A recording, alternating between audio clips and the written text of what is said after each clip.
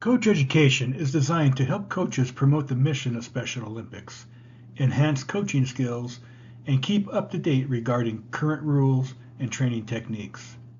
We are exploring new ways to reach more coaches across the state. After the completion of this video, you will complete the bowling quiz. This sport certification will help enable you to coach Special Olympics athletes. This certification will be good for 3 years. Thank you to the coaches who have started their preparations on our coaching levels. There has been a fair amount of confusion regarding this process, so I will attempt to break it down further. Coaches only need to take the courses listed for their level. Courses not listed are great information for you to have, but they are not needed for certification purposes. We would like all volunteers who are working with athletes to be Level 1 assistant coaches. For this level, you would need your concussion training as well as a sport-specific training to be renewed every 3 years. Those individuals that only want to coach, this is all you need. No need to change anything you are currently doing. Coaches who want the ability to protest at state level competitions would also need to take the Level 1 Sport Assistant course, or if you are a unified coach, Coaching Unified Sports course. The course you choose will need to be taken one time. We have moved Principles of Coaching to Level 3. Coaches who want to continue their education and be eligible for U.S. Games can proceed to Level 2. You will need to have the Level 1 certification plus complete the Level 2 Coaching Assistance course. Coaching Special Olympics athletes is a course that SONA is currently finishing, and it will also be a requirement when it is completed. Coaches who want to be responsible for the total practice environment and be eligible for U.S. and World Games can progress to Level 3 head coach. You will need to have the Level 1 and Level 2 certifications in addition to the Principles of Coaching course. Head coaches will also be required to take additional courses to maintain their certification. There will be some changes for the 2024-2025 season regarding practice start dates and paperwork dates. For the bowling and spring season, paperwork will be due on the same day as the practice start date. For local program coordinators, communicating paperwork dates to their athletes, unified partners, and volunteers. Your due dates should be well in advance of SOMT's paperwork deadlines. Please do not use the paperwork deadlines we have set as the deadline for your teams. The deadline set by SOMT is the last day for you to turn in the paperwork into the state office and for it to be accepted for the sports season. As a rule, all participants, athletes, unified partners, team volunteers, LPCs, and anyone working for a service provider and those who are not, who will be present at an SOMT practice or event must have paperwork on file with the state office before practice starts. No one should participate in practice or attend competitions without proper paperwork complete and on file. The official start to the bowling season will be December 6th. This is also the date all paperwork is due, as well as the deadline for coach education. Each member of your delegation participating in bowling must have current paperwork that is valid through February of 2025. The blue section of the roster form is due by December 20th.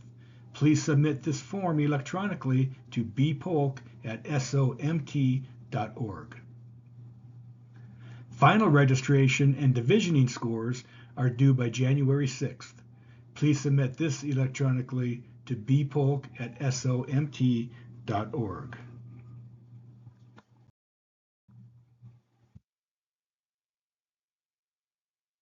On this slide, we are going to talk about the 2025 State Bowling Roster and Registration Form.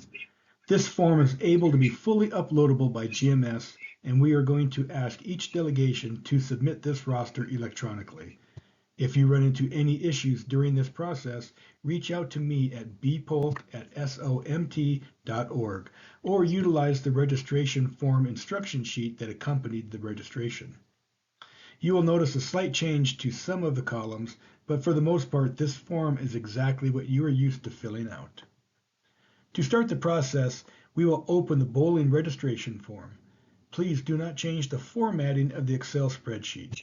If you are saving it to your computer, please save the workbook in the same format it is currently in. Only work in the contact information and registration tabs at the bottom of the workbook. The SOMT Use Only tab is filled with information, so your drop-down menus will work. To start things off, we will need to know your name. We will also need to know email and phone number in case we have questions regarding your registration. We will also need to know your delegation. Lunches will not be provided at the 2025 Bowling Championships unless you contact me at bpolk@somt.org and secure your pre-ordered grab-and-go lunchboxes. You can also secure your pre-ordered grab-and-go lunchboxes by filling out this portion of the roster registration form by highlighting yes and letting me know how many grab-and-goes your delegation will need. State Bowling will offer a first choice, second choice option when registering for competition. While selecting a competition location, remember there is a limited attendance capacity at each venue. Venues have been selected based on delegation attendance geography, so in most cases, select the venue closest to you. However, in the event a competition venue becomes too large, teams will be moved to their second choice option. The official start to the bowling season and the same date for all paperwork to be due is on December 6th. Bowling coach education must be completed by December 20th, same as your roster's blue section. Final registration and your divisioning scores will be due January 6th. That will be the orange section. Venues this year will be located in Billings and Helena, Glasgow and Missoula, Big Fork and Butte, as well as Great Falls. We will now move into our registration form. You will see columns that are coded blue. These columns are due to the office by December 20th. You will also see columns coded orange. Those columns are due to the office by January 6th. The registration form is set up so that when you click on a cell in the delegation, role, or event columns, you will get a drop-down menu. You must use the drop-down menu. Do not enter information into these columns manually. When you click on a cell, a small arrow will appear to the right. Click this arrow and scroll to your menu choice. So for delegation, you will choose your delegation. You will only need to do this for the first person on your list. You do not need to scroll for each and every person within your delegation. For role, you will click into the cell and scroll to each individual's role. You will need to use the drop-down menu for each of the members of your delegation. First name, last name, you will type in the name of your participant using legal name and last name. Spelling is critical in this because as we will upload it into GMS, it will not recognize misspellings or nicknames for first names. And we will also need gender. The blue section again will be due to the office by December 20th. On our orange section, we'll click into the cell and you will scroll and manually select each of the events. You will need to do this for each of your athlete and your unified partners participating. You will notice as I'm scrolling through, the event ID will automatically appear for you, so you will not have to worry about the event IDs. You do not have to worry about modifications. The modification will be the ramp. For your qualifying scores, this will be a total of 3 games for singles. It will also be a total of 3 games for doubles teams. Remember, doubles teams must practice in accordance with the Baker system, taking turns as you go through each frame. The score you enter here should be the double score, not two individual scores combined. Divisioning becomes inaccurate if some teams are using the Baker system and others are not. For team name, you will manually type in your team name. You do not need a team name for singles players. Team name for doubles will be the last name of each bowler. You will also notice that there are 4 columns that are in white. You do not need to place any information into these columns, as GMS will process that for us. Now save your registration form and attach it to an email sent to me, bpolk@somt.org. Thank you for completing your 2025 bowling roster and registration form.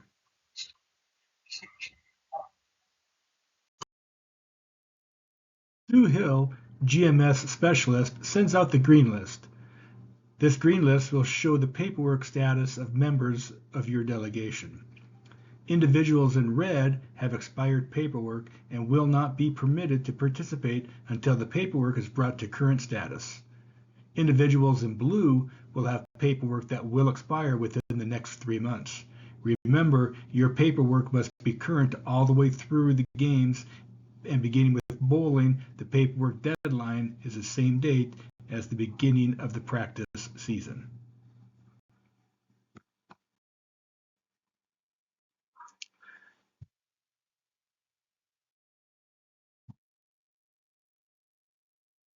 Billings and Helena, we will be bowling at Fireside Lanes and Sunset Bowl in Sleeping Giant Lanes.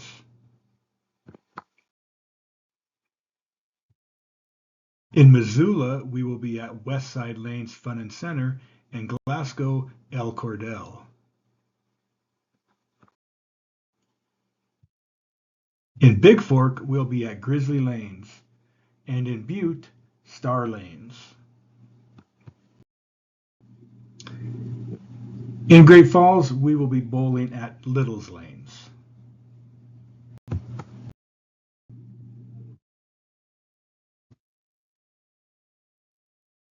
Athletes and unified partners are allowed to select one event for participation. Assisted bowlers will not be allowed to register for traditional doubles or unified doubles. They must register for singles assisted ramp only. When submitting scores for registration, scores should be the total of the athlete or athlete unified partner's best 3 scores from completed games. Divisions will be determined based on these scores, gender, and age. Any participant arriving late will begin play with the score to count from the frame being bowled. A 0 will be given for all prior frames. Ramp bowling. If a delegation has a ramp bowler, it is expected the delegation will provide their own ramp. Each alley may have ramps to use, but in the event the alley's ramps are few or damaged, delegations need to be prepared.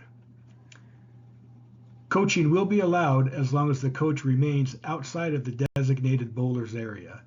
Athletes may go to their coach, but athletes cannot leave the bowler's area, and no delay of game may occur.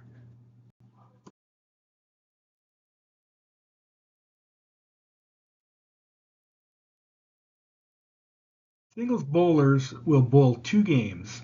Singles assisted bowlers will bowl 2 games. Singles bowlers will bowl straight games. Bowlers can participate in one of the following events. Singles. This is traditional unassisted bowling.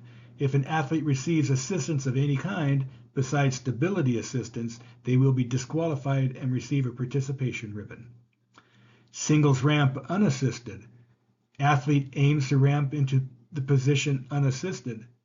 Athlete may receive assistance lifting the ball onto the ramp. The athlete pushes the ball down the ramp toward the target.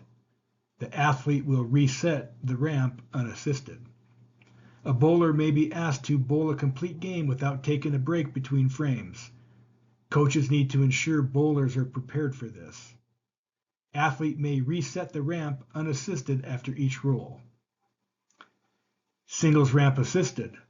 An assistant may aim the ramp towards the pins, but must at all times have their back to the pins and aim based on directions, either verbally or by physical cues from the athlete.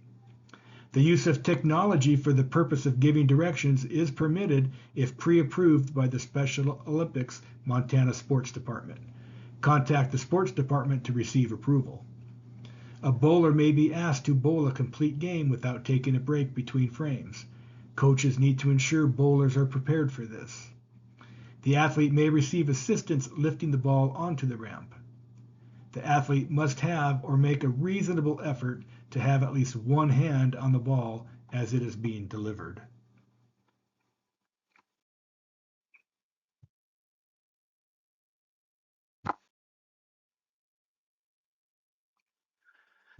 Doubles will use the Baker system format.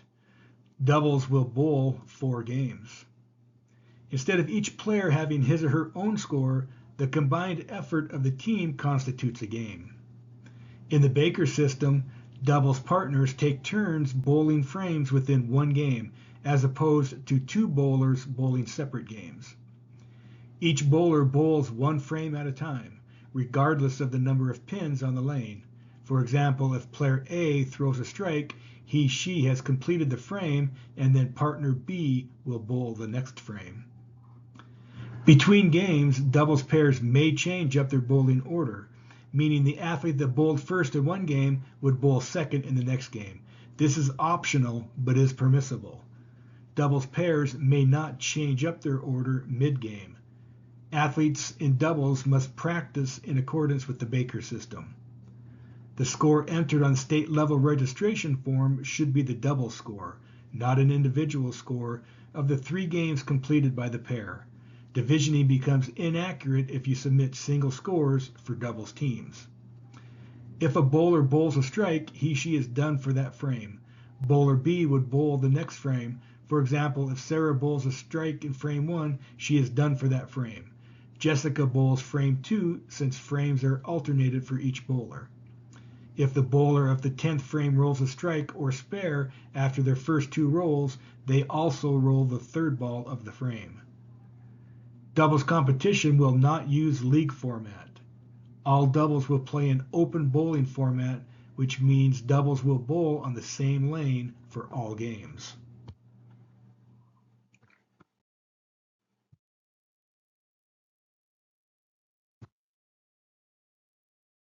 Lunches will not be provided at the bowling championships unless you contact me at bpolk@somt.org and secure pre-ordered grab-and-go lunchboxes.